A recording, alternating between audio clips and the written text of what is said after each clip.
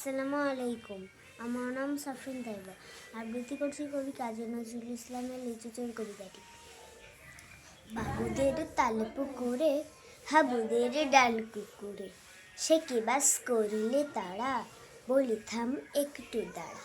পুকুরের ওই কাছে না লিচুর একে গাছ আছে না, হোথানা আসতে গিয়ে একবার কাস্তে নিয়ে, গাছে গিয়ে যেই চড়েছি ছোট এক ডাল ধরেছি।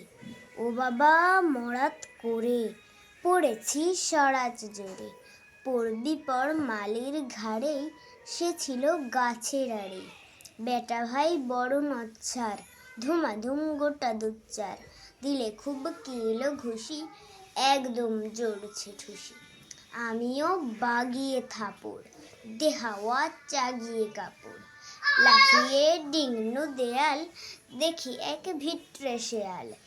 আরে ধ্যাত, শেয়াল কোথা, ভেলোটা দাঁড়িয়ে হোথা, দেখে যেই আটকে ওঠা, কুকুরও জুড়ল ছোটা।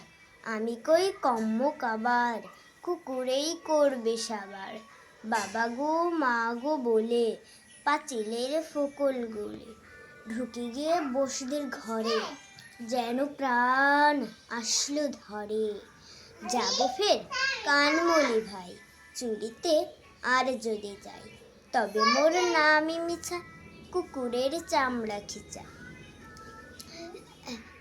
কি বলিস ফের হপ্তা, তওবা নাক খপ্তা।